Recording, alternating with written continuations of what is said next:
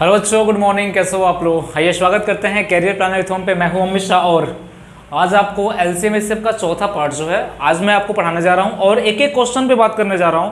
मैंने कहा ना कि एक एक क्वेश्चन को ध्यान से पढ़ना यार, एक एक क्वेश्चन को ध्यान समझने का प्रयास करना और क्वेश्चनों के साथ कंसेप्ट क्लियर करते चलना। और मेरे भाई शेयर लाइक कमेंट करते रहना। अगर मैं आपके लिए मेहनत कर रहा हूँ तो आप भी शेयर लाइक कमेंट करते रहना। आपके लिए बहुत अच्छे अच्छे प्रश्न मैं लेके आ रहा हूँ और जो प्रश्न आपके एग्जाम में बने हुए उन्हीं प्रश्नों पर बात कर रहा हूँ। यानी जो प्रश्न आपके एग्जाम में बने हुए हैं उन्हीं प्रश्नों पर बात कर रहा हूँ, बाकी और किसी प्रश्नों पर बात नहीं कर रहा हूँ, क्योंकि जानता हूँ कि एक जो प्लेयर होता है ना वो उसी ट्रैक को चूज करता है जिस ट्रैक पर उसको खेलना होता है। तो आप भी एक प्लेयर हो, आपको उसी ट्रैक पे खेलना है जिस ट्रैक पे आपको खेलना चाहिए। यानी मेरा कहने का मतलब कि आप अगर वनडे एग्जाम, किसी भी वनडे एग्जाम के लिए जाते हो तो आपके लिए पूरा का पूरा परीक्षा का पैटर्न होना चाहिए। यानी जो क्वेश्चन होगा पूरा का पूरा उसी पैटर्न पे हो जो एसएससी बनता है, जो एसएससी जीडी बनता है। एक्चुअली स्पेशली हम लोग एसएससी जीडी बनाए हैं बैच को, तो एसएससी जीडी में कोशिश ये रहेगी कि मैं एलसीएम से पढ़ा रहा हूँ तो इससे बाहर से क्वेश्चन आपके एग्जाम में नहीं पूछा जाएगा। तो मेरे प्यारे दोस्तों, मेरे प्यारे भाइयों, आप बने रहिएगा और मैं बता रहा हूँ कि क्या होने वाला है आपके साथ चमत्कार होने वाला है। इसके बाद आपको ऐसा फील नहीं होगा कि आपने कभी एलसीएम नहीं पढ़ा है। बस मेरे साथ बने रहिएगा और लाइक शेयर कमेंट करते रहिएगा। मैं कहता हूं कि आप थोड़ा सा मेरे साथ मेरा सहयोग करोगे तो मैं बहुत ज़्यादा आपका सहयोग कर डालूंगा, बहुत ज़्यादा ही आपका सहयोग कर डालूंगा। बस एक कदम मेरे साथ चलो, मैं आपके साथ 1000 कदम चलूंगा। थोड़ा लाइक शेयर कमेंट कर दो और बस मेरे साथ बने रहो। यानी आज का पहला प्रश्न बहुत ताज़ा प्रश्न है, बहुत ही बेहतरीन प्रश्न है, बहुत ही शानदार प्रश्न है आपके लिए। आज का पहला प्रश्न है, बोला है कि 78 पुस्तक, 144 क्रेयन और 141 नोटबुक। यानी ये बोला है कि 78 पुस्तकें हैं और 114 क्रेयन हैं और 141 नोटबुक स्कूली बच्चों में समान रूप से वितरित किए गए। यह पाया गया कि प्रत्येक दशा में 6 वस्तुएं अवतरित हैं। बच्चों की कुल संख्या कितनी होगी? यानी बच्चों की कुल संख्या कितनी होंगी? यानी मैं क्या करना है भाई, बच्चों की कुल संख्या में फाइंड आउट करना है। बच्चों की संख्या करना मुझे फाइंड आउट करना है। देखो, इतना बेहतरीन प्रश्न आपके सामने रखा हुआ, इतना अच्छा प्रश्न आपके सामने रखा हुआ। थोड़ा सा क्या है, कंसेप्ट को समझना, कंसेप्ट को समझने का प्रयास करना। इतना बेहतरीन प्रश्न, बच्चा कंफ्यूज हो जाता है, लेकिन कंफ्यूज आपको नहीं होना है मेरे भाई। कह रहा है कि 78 पुस्तक, 114 क्रेयन है, 141 नोटबुक स्कूली बच्चों में समान रूप से वितरित करना है। और यह पाया गया कि प्रत्येक दशा में 6 वस्तुएं जो है अवितरित है।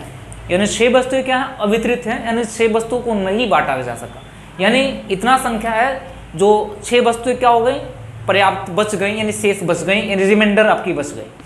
हमने कहा कि जब ऐसे प्रश्न आपके सामने कभी एग्जाम में आते हैं तो सिंपल सी बात, हमने कहा एक वैल्यू हमारे पास हो जाएगी, वो वैल्यू हो जाएगी 14114। ये दे रखा हुआ है, सॉरी यार, पहले उसके पहले क्या दे रखा हुआ मेरा, पहले दे रखा 78 माइनस क्या करो, कितनी वस्तुएं बची हैं? 6। तो ये हो जाएगा 72। कितनी हो जाएगी मेरे भाई? 72 हो जाएगी।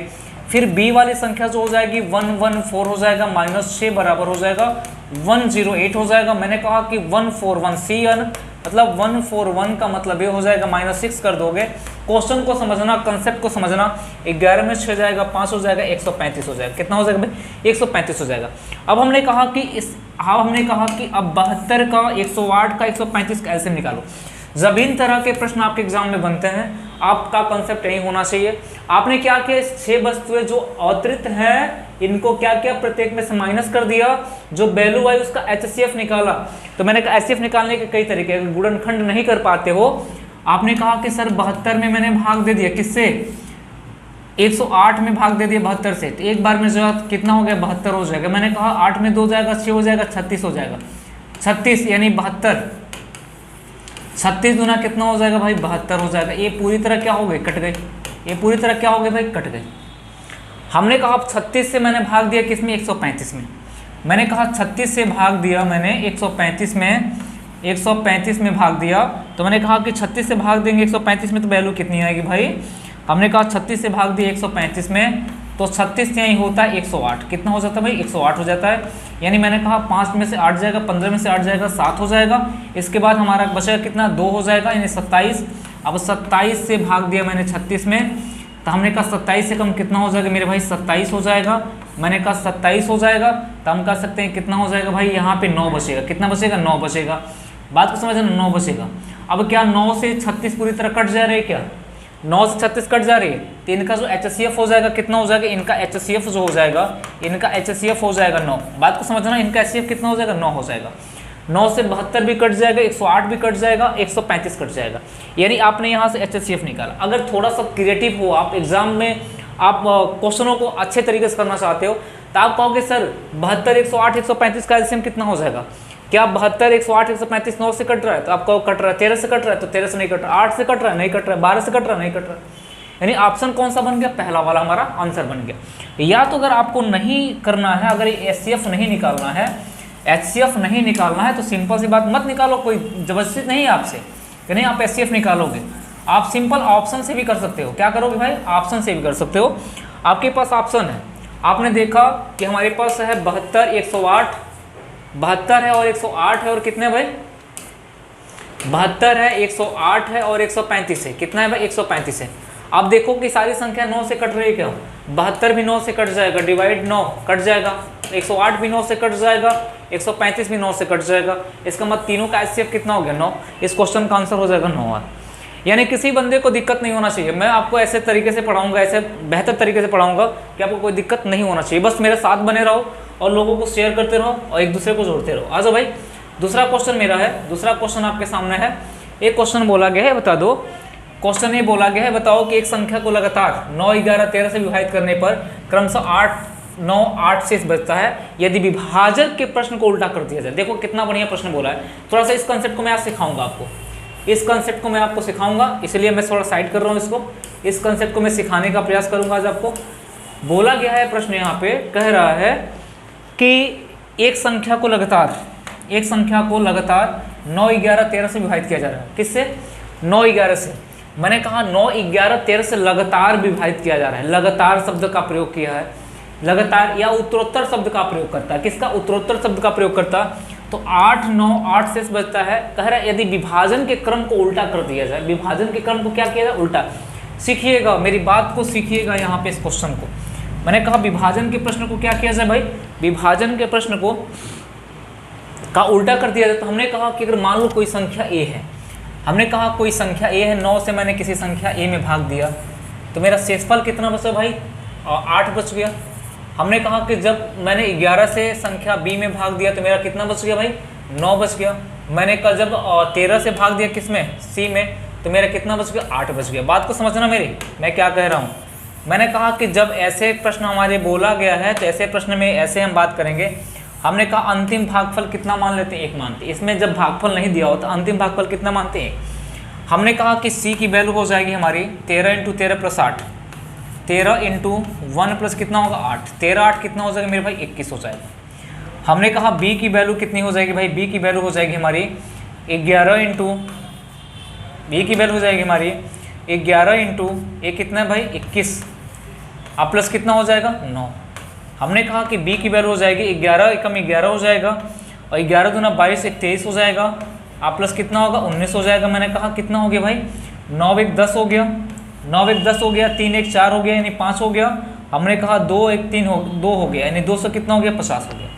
मैंने कहा a की वैल्यू, हमने कहा a की वैल्यू क्या हो जाएगी भाई, हमने कहा कि 9 गुणे 250, 9 गुणे कितना 250, और प्लस कितना भाई 8, यानी 25 नमा कितना होता है भाई 225, यानी 2250 हो जाएगा।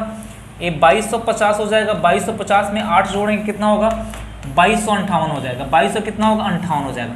कभी कभी हमारे एग्जाम में इस संख्या को पूछ लेता है कि वो संख्या कौन सी होगी, तो वो संख्या 2200 हमारी क्या है, 58 है। अब बोला है कि विभाजन का क्रम उल्टा कर दिया जाए। विभाजन का क्रम क्या किया जाए, उल्टा किया जाए।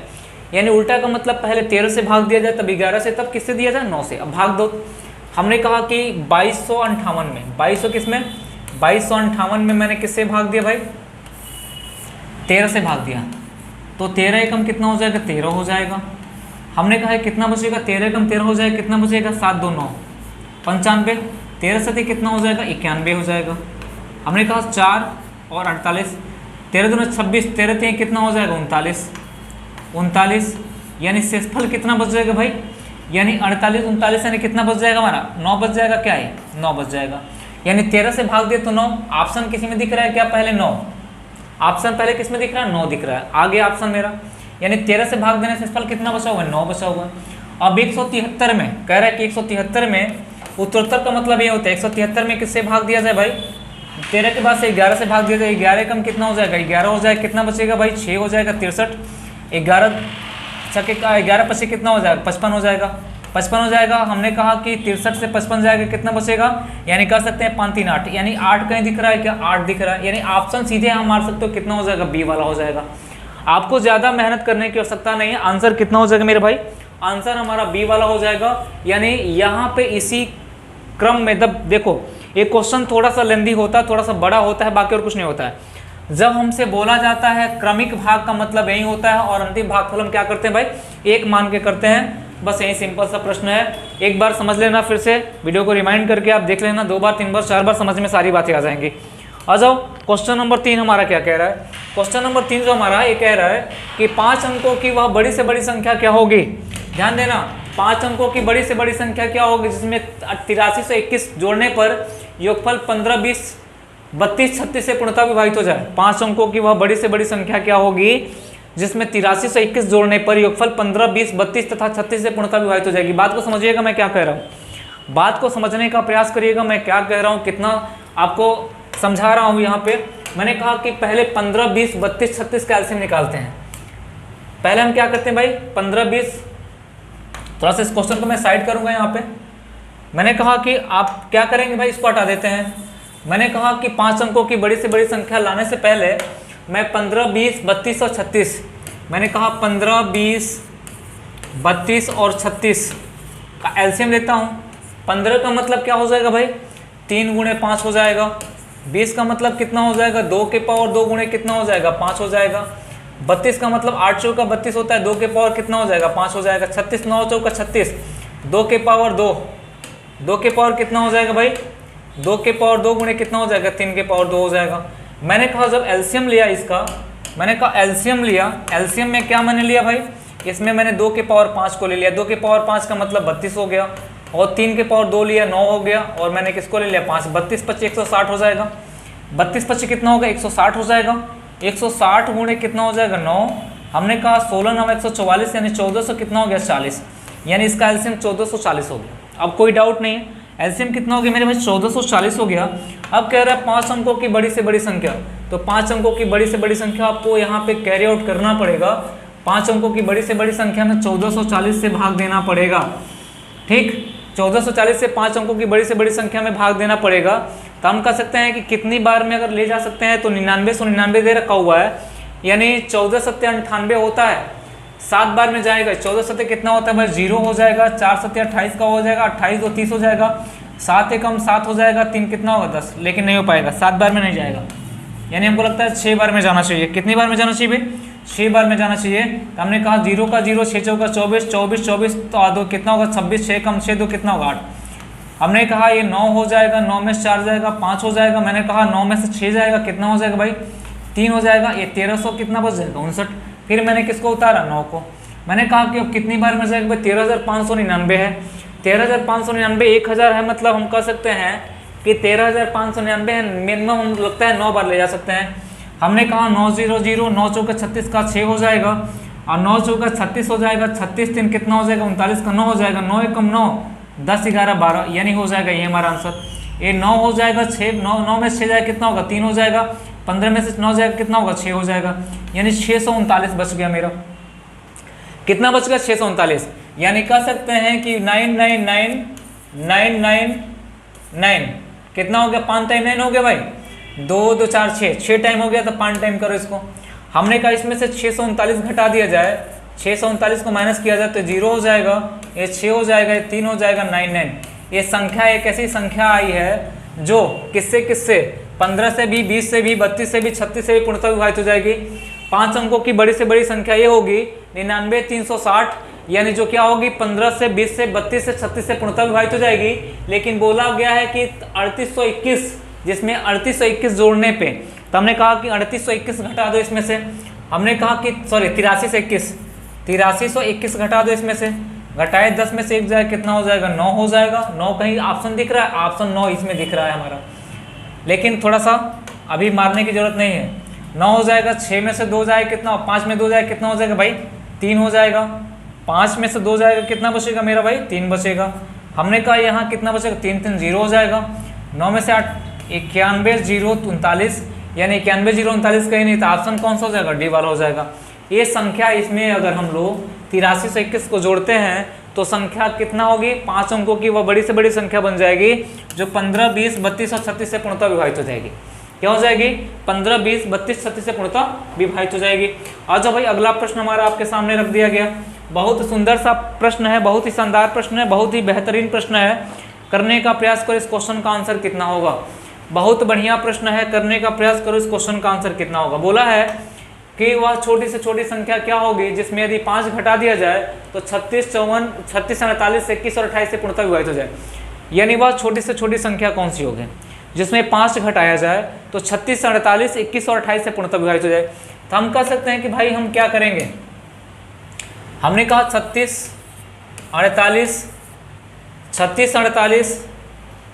21 और कितना भाई 28। हम इसका क्या लेंगे, एलसीएम। 36 का मतलब 2 के पावर कितना, 2 गुणे कितना हो जाएगा, 3 के पावर 2। हमने कहा 48 का मतलब 8 छक्के 48 होता है, यानी 16 3 48, 2 के पावर 4 हो जाएगा, गुणे कितना होगा, 3 हो जाएगा। 21 का मतलब 7 गुणे 3 गुणे कितना हो जाएगा, 7 हो जाएगा। मैंने कहा 28 का मतलब 2 के पावर 2 गुणे कितना हो जाएगा, 7 हो जाएगा। 7 चौका 28 होता है। इनका एलसीएम लिया गया, तो एलसीएम कितना हो गया भाई, 2 के पावर 4 का मतलब 16 होता है और 3 के पावर 2 का मतलब 9 होता है और कितना होता है, 7 होता है। 16 9 144, 144 गुणे कितना हो जाएगा, 7 हो जाएगा। यानी 7 चौका 28, 7 चौका 28 2 30 हो जाएगा। 7 एकम 7 3 कितना होगा, 10। यानी मैंने कहा 1008 आ गया। कितना आ गया भाई, 1008 आ गया। यानी हमने कहा कि 1000 कितना मिला हमको, 8 मिल गया।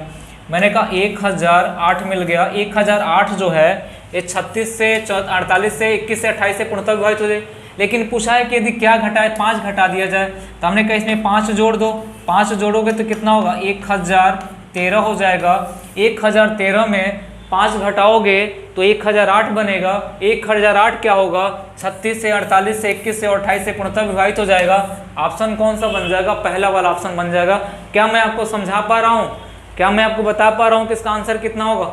चलो भाई अगला प्रश्न आपके लिए, अगला प्रश्न है आपके लिए बहुत सुंदर सा प्रश्न है। एक बार लाइक ठोक दो भाई, एक बार लाइक कमेंट कर दिया करो मेरे भाई, एक बार लाइक कमेंट शेयर कर दो।